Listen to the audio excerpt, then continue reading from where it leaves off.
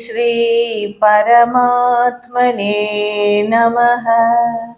Atha Srimad Bhagavad Gita Atha Chaturto Dhyayah. In the last few verses of chapter 4 of Bhagavad Gita, that is from the verse Slokas 13 to 19, Bhagavan Krishna very well explained about the four varnas, that is the Brahmana Varna, Kshatriya Varna, Vaisya Varna, and Shudra Varna. And he also said that these varnas are strictly based on the guna, the nature of the person, and the action they perform. And he also explained the nature of the action and inaction, and even the jnanis are confused about it. And he said a person is said to be a buddhiman if he understands the inaction in action and action in inaction. That is the inaction of the self in all the action we do, and the action of the mind while we are inactive. The body may be inactive. So these two phrases he explained well. And he also said that in the ancient times, people they had knowledge and they did karma also. So like just like that, you also do the actions. Arjuna Bhagavan Krishna said. And in from the verse 20 of chapter 4 of Bhagavad Gita, the explanation is given for that word, phrase only, inaction, inaction. Through the nature of the yogi, Bhagavan Krishna is is explaining in detail the phrase inaction, inaction. All the verses in one or two verses are like that. Let us see from the verse 20, chapter 4 of Bhagavad Gita. Tyaktva karma phala sangam nitya trupto nirashrayah karmanyabhipravrittopi naiva kinjit karoti saha. Bhagavan Krishna again explains the nature of the Jnani sage. Tyaktva karma phala sangha.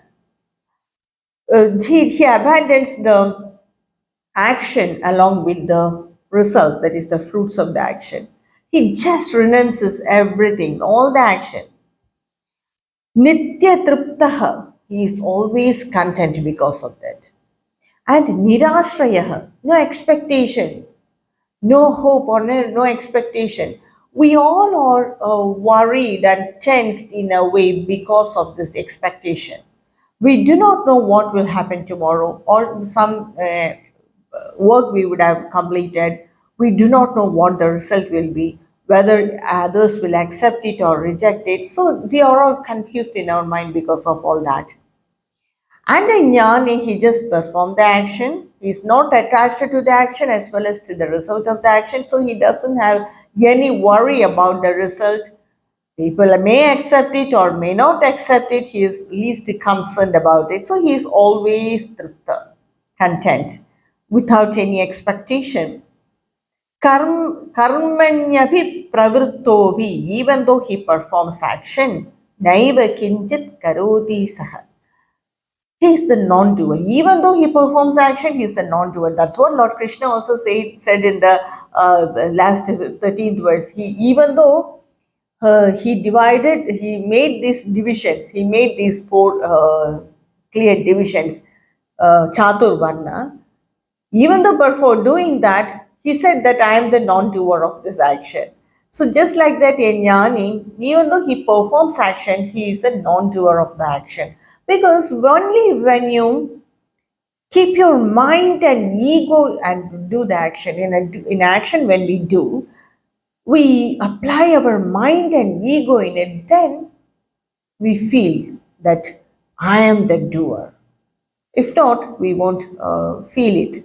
So just like that, Jnani, he performs action, but he is not attached to it. The next verse makes it more clear. Nirashiryata त्यक्त सर्व परिग्रहः शारीरं केवलं कर्म कुर्वन्नाप्नोति किल्बिषम्. Nirashi, no expectation, no hope he has. He doesn't expect anything. Why? Chittatma, his mind is always in the self. If we are expecting all the result, because we have kept our mind, established our mind in the body.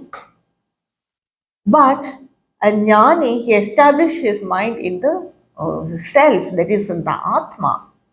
So he doesn't need any result. He doesn't want any result. He is in that bliss, always engaged in that bliss. He is the Chittatma, always his mind is in the knowledge, in the self. Tyakta sarva parigraha. He renounces or he abandons all he possesses. What all he possesses, he renounces it. He abandons it. So even though if it is covetous, he will abandon it. He doesn't want anything. He doesn't feel the need for anything, any material object or a material wealth or position, status. He doesn't need anything. Why do we earn all this? Just to experience the bliss. That time when we get success or when we attain success, for that very short time, we feel satisfaction, contentment. But a jnani doesn't need that because he know that his nature itself is that bliss. So he is in no need of this success. And he just renounces everything. He doesn't have preserved anything. Tyakta sarva parigraha. He doesn't have any possession. Why do we all possess something? We possess wealth, we possess money, we possess position, all that. Because we have an insecurity, basic insecurity in our mind. What will happen tomorrow? If something happens to my health, I need money. Or if no one take care of me, what will I do? So I need some people, some relations. So all this we expect something.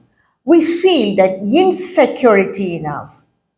Even the basic psychology of corruption is this insecurity. He earns the money, but still he's not sure. Sometimes I may need more. So he chooses that adharmic path. He is this greediness also, the basic psychology behind greediness also is this insecurity. If a man feels secure in all ways, either in the physical security or the mental emotional security, then he won't like to earn itself. When he has guarantee for everything, no one will involve in the adharmic path. Only because of this insecurity, we all have fear in us. And because of that, many people indulge in adharmic acts. So a jnani, he doesn't have that insecurity at all. So he renounces what all he possesses. He's least cared about it. Shariran kevalam karma kurvan. Only the body performs the action. Even while he is engaged in some action, only his body performs the action. This we have seen, or ourselves would have done this many times. When we very seriously, so much involved, and while watching a movie, suppose we have some work to finish, then what we will do is we keep our eyes on that screen, we watch the movie, and our hand will be doing some work. Maybe knitting sweaters or stitching something or whatever it is. But all the time, our mind will be on the screen. But automatically, we do that action with our body. with our hands we do the action. So what is the impression what we have in our mind will be of that movie and not of the work what we do. Because we identify or we concentrate more on that screen. So that impression is formed in our mind. Just like that, a jnani, even though he performs action, his mind is on that self, on that atma. So about the work he do or the work, what work he do or what work he's about to complete, there will be no impressions about it. Even though if he has impressions about the work what he has finished, that will be very shallow, it will not be deep. But he is always engaged and established in the Atma. When we do not form that impression, when we are not that much involved in that work we do, then it will not give a result. There will be no repercussions. Either papa or punya we will not get because of that impression and attached with that I, that result of that action comes to us. When that impression is not that deep in our mind, when we concentrate on something else, when our mind is on something else, all the time only when our body is performing action, then that impressions about that action will not be so deep. Where the mind is established, that impressions will be in the mind, and so a jnani will not incur any sin while doing the action. Papa or punya, both, he will not get the result of it. That's why Bhagavan Krishna is telling, Shariran kevalam karma kurvan. Only the body is doing action and he will incur no sin. And actually, the action is first performed by the mind. It is the mind, the attitude with that we perform our action. The body is only an instrument. So, what comes back, even if we have some hurt in our body, some wound in our body, it is not the body that worries, it's the mind that is hurt. Just like that, if we experience any success or any achievement, we achieve anything, it's the mind that enjoys it. So the body is only an instrument of the mind. Actually, the action is done by the mind. So that is very clearly explained in this verse. The next verse, the 22nd verse of chapter 4 of Bhagavad Gita is यदृच्छालाभसन्तुष्टः द्वन्द्वातीतो विमत्सरः समसिद्धावसिद्धौ च कृत्वापि न निबध्यते yadricha that's the nature of the jnani. Whatever comes to him automatically by his prarabdha karma, he accepts it and he'll accept it. He takes no effort to attain anything. He takes no effort to attain any worldly success or any worldly thing. He doesn't take any effort. Even when he is hungry, he doesn't go anywhere or wander for food. He will just sit in a place always established in the self. Otherwise, if he sit in a place without all the time the mind calculating about something, then it is the tamasic nature. It is not he's not a jnani then. But he doesn't wander anywhere for food or anything. He just sit in that place, and if his prarabdha karma on that particular day, if he want to have food on that particular day about based on his prarabdha karma, he will accept it. If not, he's least concerned about it because he is not attached with the body. Only if he is attached with the body, then he will feel that hunger and thirst. But a jnani is established in the self. So he feel no hunger or anything. If at all if he feels, if someone gives him food, he will accept and take it. If not, he is just unconcerned about it, and he say all the time established in the cell. There is no demands. He has no demands. Yadricha lava sandushtah dvandvadidah, crossing the dualities. Dualities means he doesn't feel pleasure or pain, sadness or happiness, heat or cold. So all these are for the body and mind. Heat or cold, it is with the body, and when the body is connected with the mind, we feel sometimes hot and sometimes very cold. Sadness and happiness, it's for the mind. Success and failure, it's for the mind. It's not for the Atma. The Atma is always bliss. Its nature itself is bliss. So he doesn't feel all this. That's why it is people in the living in the Himalayas, they take bath in that very ice cold Ganga. They just don't feel the coolness of the water because their mind is not attached with the body. Their mind is attached with the Atma. But if we go there, we put on layers and layers of woolen clothes. So the Jnani, he doesn't care for anything. And we have also seen some yogis meditating in the Himalayan ranges.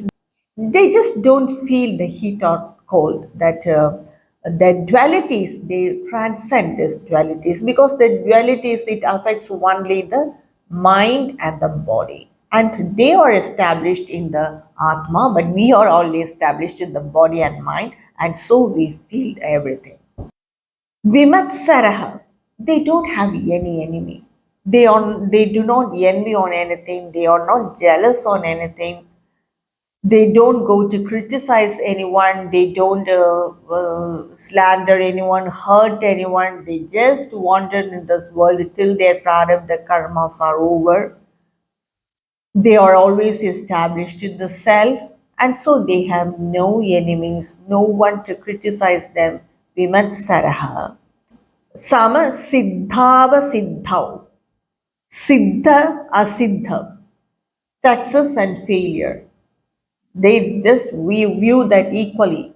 They just see the success and failure equally. Chakrutvabi nanibadhyade. Even though they perform any action, they are not bound by it. Just like their body is doing some action, they are established in some, their mind is established in the Atma. So they don't feel that. Since only when we are involved and when our mind and ego are involved in an action, that gives result and that impressions are formed in the mind.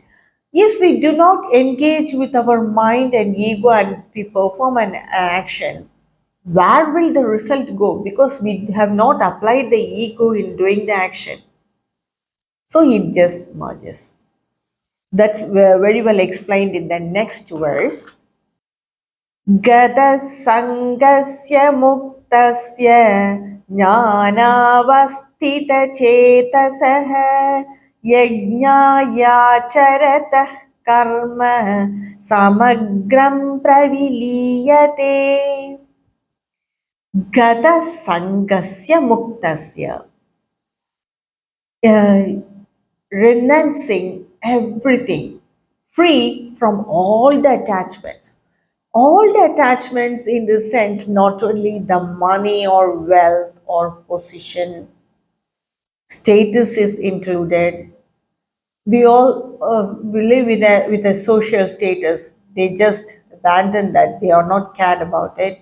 Free from even relationships. They respect the relationship, but they are not dependent on them. They may have wealth or money, but they are not dependent on them. That is, jnani means, what we think is that people who live in the Himalayas, they are only jnanis. No, even in the grahastha ashrama, there are many jnanis. They may have everything, but when some by nature or by some way, when everything is gone from them, they are least cared about it. If the prarabdha karma makes them to renounce everything, then they are least scared about it. They may have everything. Just like Lord Krishna, he was a ruler. He had all the luxuries, but he was not dependent on that. That's it. We may have all the luxuries. The jnani may have all the luxuries, but he is not dependent on it. Like that, he may have relationships. He may have money or status or position, but a true jnani is not dependent on all that. Even when everything goes away from him, he is least cared about it. Gada sangasya muktasya jnana avasthita chedasaka. All the time his mind is shining with this knowledge, self-knowledge. His mind is always illumined by this self-knowledge. Yajna acharata karmaha. Just like performing an yajna, he will do all the action. Even why if he has to do any action in this world, he do it for the sake of others or for the sake of God or for the purpose of doing some action, but he's not attached to it. And he just whatever he has, he just drops it. He's not cared about all that possessions here. Even in modern time, there are sages like that, at least bhaktas.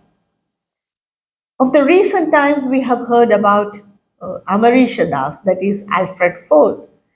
From that royalty, from that luxurious life, that born in such a business family, he just left everything and gave all this possessions, what all he had, to that ISKCON, Krishna consciousness movement, and he became a great bhakta of Bhagavan Krishna. And with what all he had, with what all wealth he had built many temples all over the world, not only in one place, in many places. So he just left everything, his wealth, position, status, everything for Bhagavan. So there are people like that also. They just don't care to leave everything for that knowledge or for Bhagavan. So a person, a jnani, even though he perform an action, he's not attached with that action.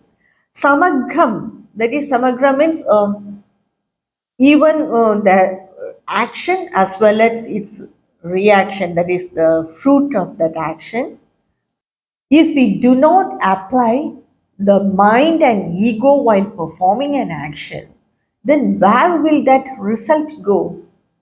If we apply the mind and ego in an action, then that result will come back to that ego, that come back to that person, and it affects the mind either positively or negatively. But if you do not apply the mind and our ego in performing an action just like a jnani, then where will that result go? Any karma will have a result. That result will come to us. When we perform an action, it will come to us because we are applying our mind and ego in it.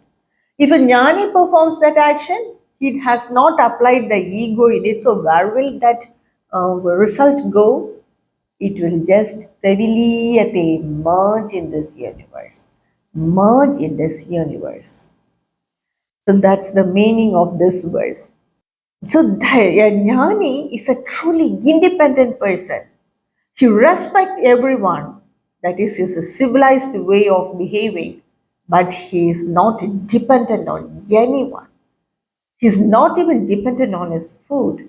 Then what more to say? He has no expectations and he is the truly independent person. The next verse of chapter 4 of Bhagavad Gita is a very important verse. ब्रह्मार्पणं ब्रह्महविः ब्रह्माग्नौ ब्रह्मणाहुतं ब्रह्मैव तेन गन्तव्यं Brahma karma samadhina. This is a very important and very meaningful verse. Bhagavan Krishna, he gives an example. He takes the example of sacrifice, that is the yajna, and he explains how a jnani view this yajna. Yajna is a ritual that is explained in the Karma Kanda. There are many yajnas, and yajna is a ritual that is done by a person to obtain a specific result. Suppose if a person wants the swarga, life after life, if he wants swarga, then he will perform a particular yajna, and by that doing that ritual, he invoke the deity concerned with it, give oblation to that sacrificial fire, and that deity will satisfy his needs. So yajna is a ritual, and Bhagavan Krishna is taking that ritual yajna to explain the mind, the mentality of the person who is always established in Brahmajnana. While doing the yajna, four things are very important. That is the deity that is invoked by chanting mantras. Any deity concerned with it is invoked by the chanting mantras. That is very important. The next thing is the sacrificial fire itself. And the next thing is the third important thing is the oblation given into that sacrificial fire. The next thing is the object that is given to that as oblation to that sacrificial fire. So, giving that act is oblation, and the matter given in that sacrificial fire is called the habis. It may be ghee, that is purified butter, or it may be annam, food, that rice. It may be puffed rice. Sometimes it may be fruits. So according to the yajna, this changes. So the next important thing is the yajamana, the person who performs that yajna, because the result will go only to him. So the deity invoked by that mantras, the sacrificial fire, the oblation given, the harvest given, and the yajamana himself. All these 5 points are very important while performing an yajna. Now, Bhagavan Krishna says that a Brahmajnani, he will view everything as Brahman. That's what explained in this verse, that is in this shloka. Brahmarpanam, what he gives as oblation, that is Brahman. For his eyes, that is Brahman. Because Brahman has pervaded everywhere, so the oblation you give, that is Brahman. Brahma Havihi, that object, that clarified butter or annam you give in for as oblation into the sacrificial fire, that is Brahman, that Havis, it is Brahman. Brahmagna, the sacrificial fire, that is Brahman. To his eyes, he viewed that as Brahman. Brahmana Hudam, by the Brahman, this oblation is given. That is the Yajamana, the person who performs this action, he is Brahman. Brahmaiva Dena Gandhavyam. The person who performs like this, he attains Brahman. Brahma Karma Samadhina. He is always, that person is always observed in Brahman. So the person who is observed in this action, he is also Brahman. The Yajamana is Brahman. The result he gets, that is Brahman. The sacrificial fire, that is Brahman. The oblation, the act of giving, Brahman. Harvest given, Brahman. Everything is Brahman in his side. In his view, everything is Brahman. There is nothing else in this creation other than Brahman. So the formula for this verse is Brahmaiva Dvaidam. Everything is Brahman, it is non-dual. And the main thing in this, by giving like this, is what you give, you become that.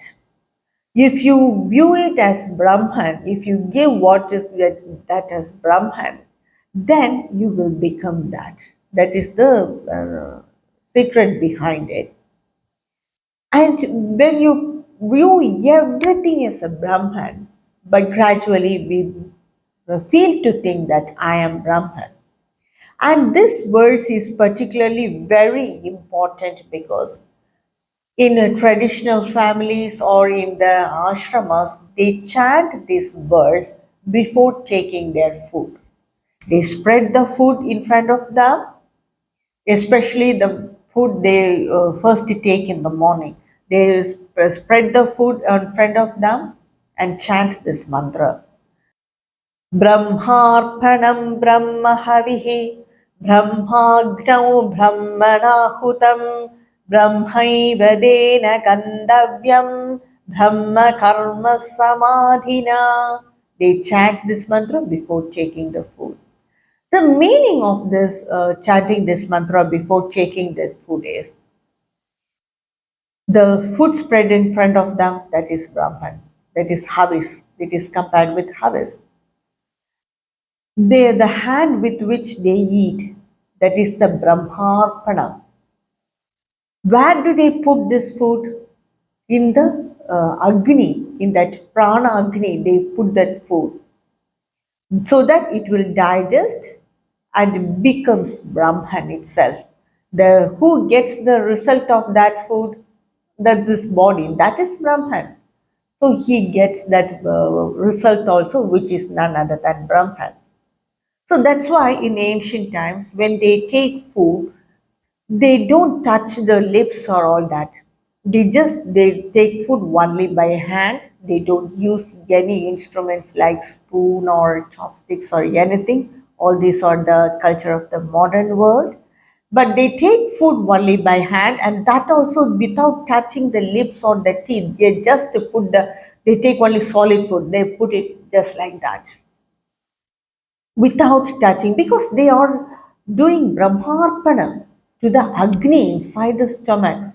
That is the prana agni. They are digestive agni. They are giving this harvest, this arpanam. They are doing it as a yagna. So they are very pure in that they take only pure food, not stale food or impure food. So, taking food itself is considered as a yagna, and this practice is still continued in many ashramas as well as in many traditional families. So, every a Brahmajnani, he will see everything as Brahman, just like a scientist. If a person is an atomic scientist, he see every object as atoms. And if he is a biologist, he may see everything as cells only. So just like that, a jnani, he will see everything as Brahman. In his eyes, there is nothing else other than Brahman. So this verse is very famous, and a jnani, he see no difference between the seer, the seen, and the act of seeing. No difference for him. So, like this, Bhagavan Krishna give many examples like this. Using this sacrifice, he makes clear many points, and many of them are concerned related with Atma Jnana. There are many examples, nearly 12 of them, that I will continue in my next video. यत्र योगेश्वरः कृष्णः यत्र पार्थो धनुर्धरः तत्र श्रीर्विजयो भूति ध्रुवानेतिर्मतिर्मम. ॐ श्रीकृष्णार्पणमस्तु.